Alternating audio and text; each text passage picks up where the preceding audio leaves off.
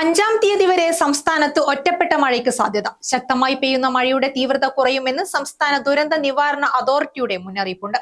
വടക്കൻ കേരളത്തിലും മഴ കുറയും. മലയോര മേഖലകളിൽ ജാഗ്രത തുടരണമെന്നും നിർദ്ദേശമുണ്ട്. കേളകം, ബോയ്സ് ടൗൺ, മാനന്തവാടി റൂട്ടിലെ പാൽച്ചുരം റോഡിൽ വാഹനഗതാഗതം നിരോധിച്ചു. റോഡ് താത്കാലികമായി അടച്ചുകൊണ്ട് ജില്ലാ കലക്ടർ ഉത്തരവിറക്കി. റോഡിന്റെ വിവിധ ഭാഗങ്ങളിൽ മണ്ണിടിച്ചൽ, പാറക്കല്ലുകൾ റോഡിലേക്ക് പതിക്കൽ, മരങ്ങൾ കടപുഴകി വീഴൽ തുടങ്ങിയ അപകടങ്ങൾക്ക് സാധ്യതയുള്ളതായി റിപ്പോർട്ട് ചെയ്തിട്ടുണ്ട്. ആവശ്യമായ ക്രമീകരണങ്ങൾ ചെയ്യാൻ പോലീസ് KRFB അധികൃതരെ ചുമതലപ്പെടുത്തി. വെള്ളിയാഴ്ച മുതൽ വീണ്ടും മഴ ശക്തമായേക്കുമെന്നും മുന്നറിയിപ്പിൽ പറയുന്നു. കഴിഞ്ഞ ദിവസങ്ങളിൽ ഉണ്ടായ ശക്തമായ മഴയിൽ വ്യാപക നാശനഷ്ടമാണ് പലയിടത്തും ഉണ്ടായത്.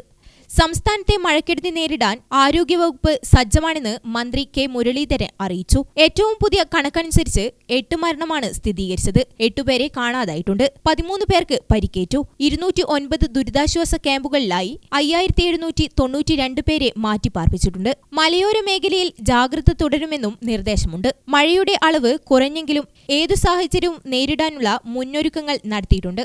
ജനപ്രതിനിധികളും സന്നദ്ധ പ്രവർത്തകരും ദുരിതാശ്വാസ പ്രവർത്തനങ്ങളിൽ സജീവമായി രംഗത്തുണ്ട്. ഏതാവശ്യത്തിനും സർക്കാർ സംവിധാനങ്ങളുമായി ബന്ധപ്പെടുമെന്നും മുഖ്യമന്ത്രിയുടെ ഓഫീസ് അറിയിച്ചു. വടക്കൻ ജില്ലകളിൽ മഴ കനക്കുമെന്ന റിപ്പോർട്ടിനെ തുടർന്ന് കൂടുതൽ ജാഗ്രത പാലിക്കാൻ നിർദ്ദേശമുണ്ട്. തീരദേശത്തും മലയോര മേഖലയിലുമുള്ളവർ കർശന കരുതൽ എടുക്കണമെന്നും നിർദ്ദേശമുണ്ട്. News desk Gramika news.